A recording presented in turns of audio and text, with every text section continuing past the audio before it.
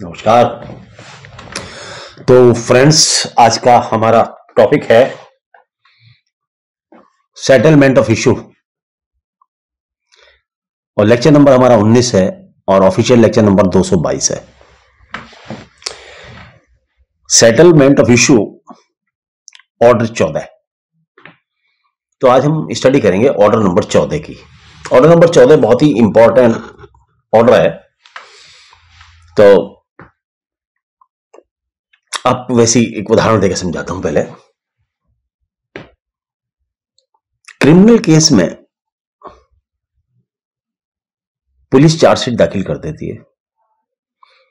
Chargesheet दाखिल करने के बाद में कोर्ट आदमी पर आरोप तय करती है और पूरा मुकदमा उन आरोपों के तहत ही चलता है, अर्थात हर सबूत उस आरोप के आधार पर ले लिया। सपोज करो एक आदमी को आरोप है कि उसने कत्ल किया है, तो यह आरोप लगा दिया जाएगा कि भाई you have committed murder such and such date of such and such person. अब उस मर्डर के ऊपर एविडेंस ली जाएगी, तो दैट इज कॉल्ड आरोप।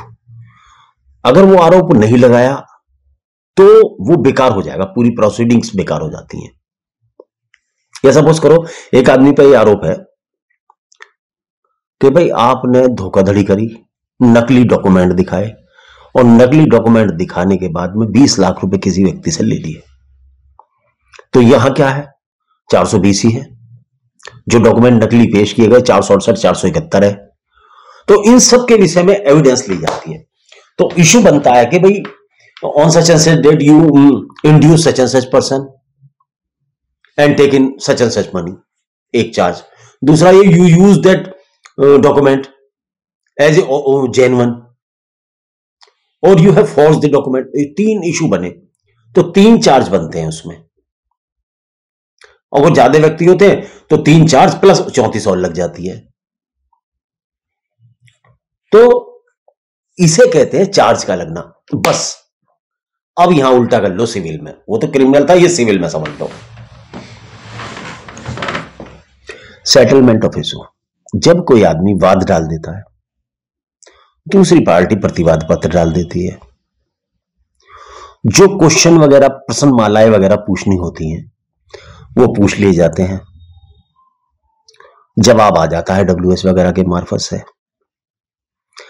तब न्यायालय उसके ऊपर इश्यू फ्रेम करता है। कुछ लोग इसे पहली स्टेज कहते हैं, कोई दूसरी कहते हैं, लेकिन ये फ्रेमिंग ऑफ इशू और सेटलमेंट ऑफ इशू जो है ये बैकबोन है सिविल केस की। इस पर यह डिसाइड होता है कि क्या एविडेंस फाइल पर लाई जाएगी मुकदमे को सिद्ध करने के लिए। इसको आदेश 14 डिफाइन करता है। आप इसे पहली स्टेज मान लो, दूसरी मान लो, तीसरी मान लो, लेकिन मेरा कहना है कि सिविल प्रोसीडिंग्स का यह केंद्र बिंदु है। इसके केंद्र से पूरी एविडेंस चालू होती है। हम मुकदमा भी डालते हैं तो इस केंद्र तक आने के लिए डालते हैं। तो पहली बात तो है settlement of issue is a central point of a civil case, number 1 बात। दूसरी बात मैं कहना चाहूंगा कि ये प्रोसीडिंग्स को गति प्रदान कहते हैं, अर्थात ट्रायल को गति प्रदान कहते हैं, विचारण को गति प्रदान करता है और न्याय प्रणाली या न्यायिक प्रक्रिया इस वाद बिंदु का ही चक्र लगाती है पूरी प्रोसीडिंग्स में। एक पक्ष जिन आधारों पर दावा करता है, दूसरा पक्ष उन्हें इंकार करता है। एक पक्ष जिन बातों को दावा करता है, दूसरा पक्ष इंकार करता है। तो ये जो दावा और इंकार है यही वाद पद है। मैं कहता हूं कि दिस पेन इज माइन, आप कहते हो दिस पेन इज माइन। तो इशू यही है कि ये पेन है किसका। इशू बन गया। आप कहते हो कि ये मेरे बाबा मुझे वसीयत में लिख के गए। आप कहते हो कि मेरे बाबा, आपके बाबा आपको वसीयत में लिख के गए। मैं कहता हूं कि आपके बाबा को इसकी वसीयत करने का अधिकार ही नहीं था, क्योंकि ये पैतृक संपत्ति है। तो एक इशू ये बनेगा, क्या पैतृक संपत्ति थी या नहीं थी? पेन आपका है या नहीं है? आप राइट होल्डर हो या नहीं? मैं राइटफुल होल्डर हूं या नहीं? या ये आपके पिताजी को या बाबा को राइट था, या ये पैतृक संपत्ति है? तो ये 3 इशू बन गए। अब इसके खिलाफ, इसी के ऊपर तुम भी एविडेंस लाओगे, मैं भी एविडेंस लाऊंगा। तुम अपनी एविडेंस लाओगे, मैं अपनी एविडेंस लाऊंगा। अब ये मान के चलो आप और हम भाई भाई हैं, खानदानी हैं, इस बात का मुकदमा चल रहा है हमारा। As per the Oxford dictionary, issue means a point in question, an important subject of debate, disagreement, discussion, argument or litigation. So issue is a point in question, an important subject of debate, बहस का मुद्दा है असली तो ये। disagreement, एक दूसरे से ना इत्तलाफी है, इत्तेफाक नहीं है हमारा। discussion, argument और litigation है। Issue are the backbone of suit. Issues are the backbone of the suit. Kinds of issue. What are the kinds of issue? This is the important factor. What are the kind of issue? सबसे पहले क्या होता है, हम तथ्य देते हैं। क्या तथ्य देते हैं? तो पहला इशू हो गया तथ्य से संबंधित इशू, फैक्ट से संबंधित इशू। दूसरा क्या होता है, लॉ पॉइंट्स होते हैं। क्या होता है? लॉ पॉइंट्स होते हैं। जुरिडिक्शन, जैसे court fees, valuation of property, jurisdiction, ये लीगल पॉइंट्स होते हैं। तो एक इशू क्या हो गया, issue of a law, issue of A facts, issue of a law. 2, third mix issue, mix issue of facts and law, तथ्यों के और कानून से संबंधित इशू। तो इशू को हम 3 भागों में बांटे, issue of facts, issue of law, mix issues of fact and law. इसको आज हम डिस्कशन करेंगे आदेश 14 में। We will discuss this topic in order 14 and its rules. तो rule number 1 of order number 14,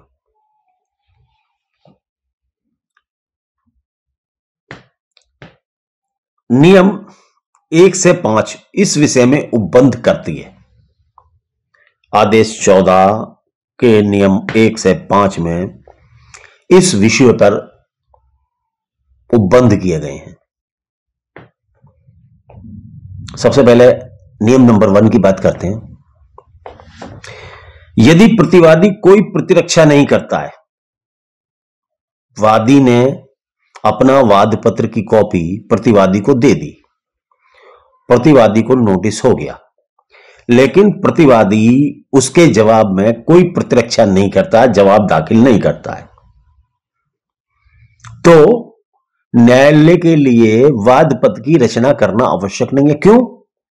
When there is no defense, there is no need of framing charge, sorry framing issues। देखिए, जब तक प्रतिवादी मना ही ना करे, मैंने क्या भाई मेरे आप पे 2 लाख रुपए हैं, प्रतिवादी मना ही नहीं करता, कहता नहीं जी आपके कोई रुपए नहीं है, अगर वो कहे ऐसा तो इशू बनता है। अगर वो कहता ही नहीं तो ये माना जाएगा कि वो जब अपोज नहीं कर रहा तो इसका मतलब है। तो क्या नियम 1 ये कहता है, यदि प्रतिवादी अपोज नहीं करता, प्रतिरक्षा नहीं करता, तो न्यायालय के लिए वाद पत्र का इशू करना, अगर प्रतिवादी कहता ही नहीं है, मेरी प्लेंट को अपोज नहीं करता, तो फिर there is no need of framing issues. Next topic, next नियम,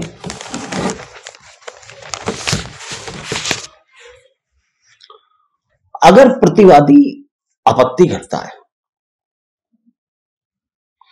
वो ये कहता है जनाब, वो 3 प्रकार से आपत्ति कर सकता है, वो तो बाकी आपत्ति तो करेगा ही करेगा वो। मान लो आपने कहा कि ये प्रॉपर्टी मेरी है, जैसे मान लो पेन के ऊपर डिस्कशन चला हमारा, वो कहता है पेन मेरा, मैं पहनाना। अब क्वेश्चन क्या होता है कि मैं अपने वाद में, वादी 3 बातें कहता है कि इस पेन की वैल्यू 5 रुपए है, वो 5 रुपए कहता है। दूसरा कहता है कि मैं इस पे कोर्ट फीस 5 रुपए पे लगा रहा हूं और जुडिक्शन इस कोर्ट का बनता है। इस कोर्ट को मुकदमा सुनने का अधिकार है 10 रुपए तक के बाद का। उदाहरण बता रहा हूं, ये उदाहरण है, सिर्फ उदाहरण के तौर तक लेना। 10 रुपए तक का जुडिक्शन है इस कोर्ट का, होता नहीं है, ज्यादा होता, लेकिन मैं उदाहरण बता रहा हूं आपको, फॉर एग्जाम्पल है ये, क्योंकि पेन इतना सस्ता, अगर नहीं ज्यादा महंगा बता दूंगा तो आप कहोगे इतने का पेन नहीं आता जनाब। 10 रुपए तक का इसका जुडिक्शन है और मैंने इस पेन की कीमत 5 रुपए मानी है और वैल्यूएशन मैंने इसका 5 रुपए पे किया है, अर्थात मैंने कोर्ट फीस भी 5 रुपए पे दी है।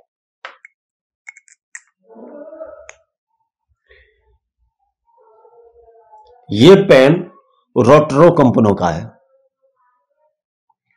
और मैं प्रतिवादी हूं, आप वादी हो, सॉरी मैं वादी हूं, आप प्रतिवादी हो। तो अब आपको प्रतिवादी को क्या ऑब्जेक्शन करने से, ये सबसे पहली बात तो ये, मैंने वैल्यूएशन ऑफ सूट कहा है, मैंने कहा कि ये पेन 5 रुपए का है, वादी हूं मैं, आप प्रतिवादी हो, ऐसे मान लो, या उल्टा चले, चलिए मैं वादी हूं, आप प्रतिवादी हो, मैंने इसको क्लेम किया 5 रुपए का पेन है ये, और मैंने उसके ऊपर 5 ही रुपए कोर्ट फीस दी और जुडिक्शन कोर्ट का 10 रुपए तक का था। लेकिन मैं कोर्ट में ये कहता हूं, आप कहते हो कोर्ट में कि नहीं सर, ये पेन रोटरो कंपनी का है और ये 50 रुपए का आता है जनाब। इन्होंने 45 रुपए तो कोर्ट फीस कम दी है, इन्होंने इसकी कीमत 5 रुपए रखी है, जबकि इसकी कीमत मार्केट में 50 रुपए से कम नहीं है।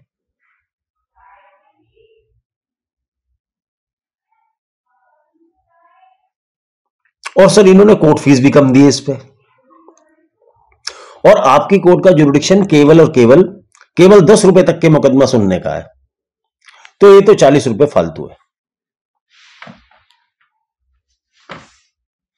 तो कोर्ट सबसे पहले इसको डिसाइड करेगी, वैल्यूएशन को, जुरिडिक्शन को और कोर्ट फीस को। अब आपको खुल के बताता हूं,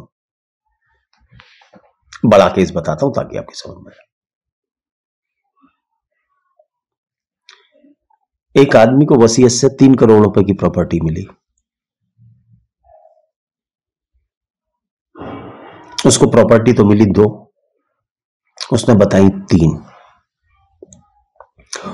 वो 10 साल तक चुप रहा। उसके जो और भाई थे उन्होंने एक वसीयत के द्वारा वो प्रॉपर्टी बेच दी, एक प्रॉपर्टी बेच दी, 2 प्रॉपर्टी उसकी थी, उसकी वसीयत में 2 ही लिखी हुई थी, उन्होंने बेच दी। 10 साल तक कोई नहीं बोला, 11 साल में उन पर कोई झगड़ा हुआ, तो वो जिसके पक्ष में 2 प्रॉपर्टी थी उसने कहा ये तीसरी प्रॉपर्टी भी मेरा बाप मुझे ही लिख के गया था, इनको कुछ नहीं है, और इन्हों की जो वसीयत थी वो नकली थी। और ये मुकदमा उसने सिविल कोर्ट में नहीं डाला बल्कि क्रिमिनल कोर्ट में डाला। लोअर कोर्ट ने कहा, जहां मुकदमा चला, परिवाद चला, परिवादी कोर्ट ने कहा देखिए पहली बात तो ये कि आप सेक्शन 213 और 216 सक्सेशन एक्ट के तहत आप किसी भी संपत्ति के मालिक तब तक नहीं बन सकते, किसी आदमी के उत्तराधिकारी, जब तक या तो आप उस वसीयत का प्रोबेट ना करा लें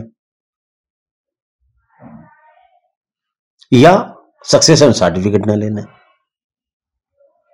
जब तक आप प्रोबेट नहीं कराते उसको, तो आप 213 और 216 में किसी को प्रोसिक्यूट नहीं कर सकते, मुकदमा नहीं चला सकते। लोअर कोर्ट ने खारिज कर दिया मुकदमा, वो ऊपर आ गए। ऊपर कोर्ट में भी उन्होंने यही लगाई कि सर हम पहली बात तो ये उत्तराधिकारी बने तो सही, और इसकी वसीयत को हम नहीं मानते, इसकी वसीयत नकली है। तो सबसे पहले वहां ये इशू आया कि क्या क्रिमिनल कोर्ट का जुरिडिक्शन है किसी वसीयत के लिए, कि वसीयत असली है या नकली है। तो वसीयत असली है या नकली है, सबसे पहले डिसाइड करेगी सिविल कोर्ट और डिस्ट्रिक्ट जज की कोर्ट। अब डिस्ट्रिक्ट जज की कोर्ट जब करेगी, तो डिस्ट्रिक्ट जज की कोर्ट जो है को चाहिए कोर्ट फीस। प्रॉपर्टी की वैल्यू 3 करोड़ रुपए। अब जो 3 करोड़ रुपए है, तो 3 करोड़ रुपए 8% की टैक्स लगता है। 1 करोड़ तक 8%, 8 लाख रुपए हुआ, बाकी पे 1%, हो सकता है ज्यादा भी हो, मुझे इस समय नॉलेज नहीं है उसकी। तो कम से कम 10 लाख रुपए का टैक्स आता है। कौन दे 10 लाख रुपए का टैक्स? प्रॉपर्टी बिक चुकी पहले ही, 10 लाख देने पड़ेंगे भाई साहब। मुकदमा टाइम बार्ड भी है। क्यों? क्योंकि प्रॉपर्टी 2010 की है और अब चल रहा 2024। आपको 12 साल के तक मुकदमा लाना चाहिए था सिविल का लाए नहीं आप। तो this is the important and crucial point. Such type of question should be raised at the initial stage of case, और this is the initial stage और सेंट्रल स्टेज। इसके बाद ही तो मुकदमा प्रोसीड करता है। तो वैल्यूएशन के, कोर्ट फीस के, जुरिडिक्शन के जो वो हैं, ये तो न्यायालय के ऊपर डिसाइड करता है कि वो क्या करे क्या ना करे। लेकिन ये पॉइंट प्रारंभिक रूप से डिसाइड किए जाने चाहिए। तो एक इशू ये बनेगा, क्या पेन 5 रुपए का है या पेन 50 रुपए का है? क्या ये कोर्ट 50 रुपए के मुकदमे को सुन सकती है जुरिडिक्शन के पॉइंट पे? क्या पूरी कोर्ट फीस दी गई है? ये 3 इशू बने। तो ये पहले तीनों इशू ये डिसाइड हो। पेन की कंपनी से पूछा जाएगा कि पेन की कंपनी बताइए कितने रुपए का है। पेन की कंपनी कहती है इससे 50 रुपए का, मुकदमा खारिज हो गया, या आप वापस लेके दूसरा डालिए, या कोर्ट फीस पूरी दीजिए। लेकिन क्योंकि जुरिडिक्शन नहीं है तो बड़ी कोर्ट में भेज दिया जाएगा, लेकिन आपको कोर्ट 45 रुपए पे कोर्ट फीस और देनी पड़ेगी। तो नियम 2, विधि संबंधित वाद पद का विचारण पहले, तथ्य संबंधी वाद पद का विचारण बाद में, यदि न्यायालय को उचित प्रतीत हो तब। तो 3 स्थिति बताई। सबसे पहले लीगल पॉइंट्स का वाद पद बनना चाहिए और डिसीजन होना चाहिए, उसके बाद तथ्य संबंधित, और उसके बाद जो न्यायालय को उचित प्रतीत हो। इस तरीके से फ्रेमिंग ऑफ इशू होगी। पानी जरा सा लिया जाए। ओ मारी।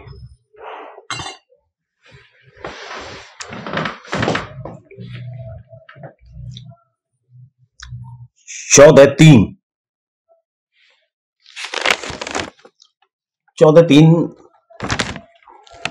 बाद में बता दूंगा, पहले 14(4) ही बताता हूं। चलो पहले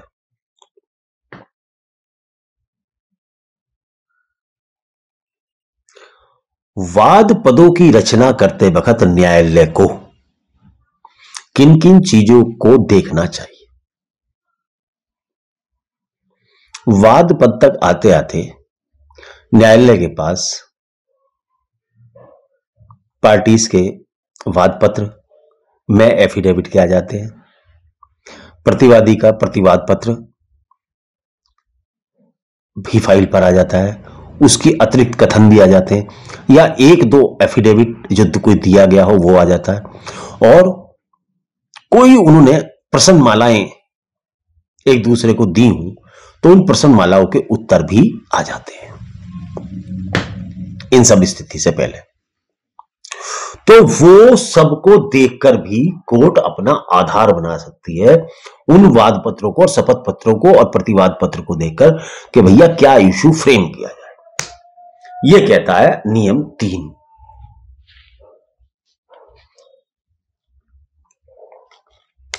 तो पक्षकारों के अधिवक्ताओं या पक्षकारों के शपथ पत्र पर अभिकथनों के आधार पर इशू बनाए जा सकते हैं। नंबर 2, अभिवचनों या वाद में प्रदत्त प्रश्नमालाओं के आधार में प्रश्नमालाओं के उत्तर में दिए गए अभिवचनों के आधार पर भी इशू बनाए जा सकते हैं। और दस्तावेजों की अंतर वस्तुओं के आधार पर कि दस्तावेज क्या कहता है। एक विशेष बात मैं लिख लिया करता हूं, वो जो मुझे बताना जरूरी होता है। वाद में प्रार्थना पत्र के आधार पर विचार करने के बाद संशोधन संभव है। अगर कोई वाद पद गलत बन गया तो आवेदन पत्र देकर इस वाद पद को सुधारा जा सकता है। दोनों पार्टीज को मौका दे दिया जाएगा और इस वाद पद को बढ़ाया भी जा सकता है और घटाया भी जा सकता है या इसमें संशोधन भी किया जा सकता है।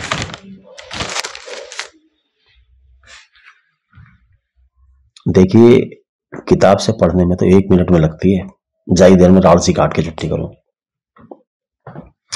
टाइम लगता है मटेरियल को एक्सप्लेन करने में, जब आपको एक्सप्लेन किया जाता है।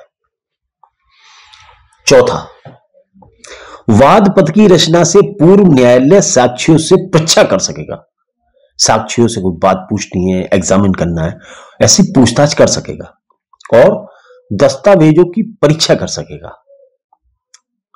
फ्रेमिंग ऑफ चार्ज यह कहता है 14(4) आदेश 14 का नियम 4। लेकिन उस स्थिति में यदि उसके बिना वाद पद की रचना संभव न हो, लेकिन उस स्थिति में यदि उसके बिना वाद पद की रचना संभव ना हो, इस स्थिति में केवल 7 दिन की तारीख दी जा सकती है। जब इनसे पूछताछ करनी हो, साक्ष्यों से दस्तावेजों की परीक्षा करनी है, तो केवल 7 दिन की डेट दी जाएगी। इशू फ्रेम पहले किए जाएंगे। 7 दिन की डेट दी जाएगी अगर कोई चीज का वेरिफिकेशन करना है। यह नियम 4 कहता है। आओ नियम 5 की बात कर लें। जैसे पीछे बताया, वाद पदों में संशोधन किया जा सकता है एट लेटर स्टेज। वाद पद बनने इसी तरीके से क्या होता है, क्रिमिनल में भी पावर है alteration of charge. Alteration of charge उसका सेक्शन शायद 216, इस समय हो सकता है कंफ्यूज रहता ना, कई बार निकल जाते 216, लेकिन यहां 14(5) के अंदर वाद पदों में संशोधन किया जा सकता है एट लेटर स्टेज। यह न्यायालय की पावर है। देखिए, गलती हर जगह हो सकती है, इसलिए लॉ में लचीलापन होना जरूरी है। नियम 6, पक्षकारों के इस बात का सहमत होना कि विधि और तथ्य के किन किन पदों पर विचारण किया जाए। दोनों पक्षकार तैयार हैं, ठीक जैसे इन पॉइंट्स को डिस्कस कर लिया जाए, तो न्यायालय उनकी बातों को स्वीकार भी कर सकता है। वो कहते हैं जी ये पॉइंट ये बनते हैं जी वाद पद।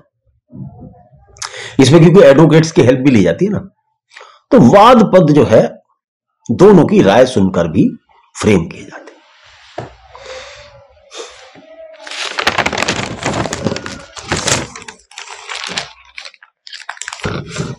तो ये प्रभु हमारा 5 ही थे, हमने 6 बता दिए हमने, तो आपको 14 आदेश 14 के 6 नियम हमने आपको बता दिए। अब जरा सा एक छोटा सा टॉपिक है, वो इसी में आपको एंट्री कर देता हूं इसकी, नहीं तो अभी 6 मिनट पढ़े निपटा देता हूं। आदेश 15 और है, इसको भी निपटा देते हैं इसी में, 14 के साथ 15 भी लो आज। डिस्पोजल ऑफ द सूट, इसको अलग समझना बिल्कुल, इसका 14 से कोई लेना देना नहीं भाई। 14 अलग था, ये तो मैं अलग एक टॉपिक में अलग बना था, लेकिन 4 मिनट का है तो इसके लिए टॉपिक क्या बनाऊंगा।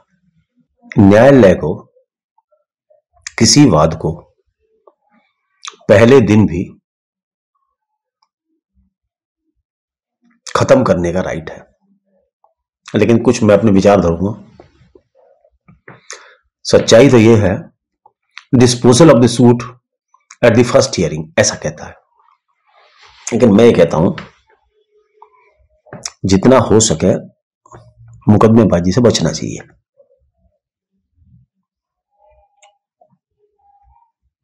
कारण क्या है, मैंने देखा है, एक तो दीवान मुकदमेबाजी एक शौक भी है, कभी कभी मजबूरी है, कुछ लोगों का शौक है ये। कुछ लोगों को चलिए बहुत मजा आता है, वकील नहीं है पर वकील से ज्यादा वकील भी नहीं चाहते मुकदमेबाजी। मेरा अपना ऑब्जर्वेशन है, दीवानी का मुकदमा दीवाना बना देता है, ऐसा पुरानी कहावत है, मैं नहीं कह रहा। दीवानी मुकदमा मींस सिविल सूट, और दीवाना का मतलब होता है आशिक मजनू प्रेम में पागल। तो ये दीवानी, मैंने इसको दीवानी को दीवाने को दीवानी बना दिया। ये दीवानी का जो मुकदमा है ना, पुरानी कहावत है, कोर्ट में जाए तो चांदी का जूता साथ हो। आप इस चांदी के जूते का मतलब समझने की कोशिश करना क्या है। बिना पैसे काम नहीं चलता न्यायालय के अंदर। मैं इस बात के लिए नहीं कह रहा कि न्यायालय में रिश्वत चलती है, मैं तो कह रहा हूं न्यायालय हमारी बहुत पवित्र, बहुत ईमानदारी के सबब है। ऐसे पवित्र न्यायालय तो संसार में पाए नहीं जाते। यहां कहने का मतलब है महंगा इतना है न्याय, वकीलों की फीसें, दुनिया भर की झगड़े झंटे, डिलेटरी है, परेशानी है, देर से न्याय होता है।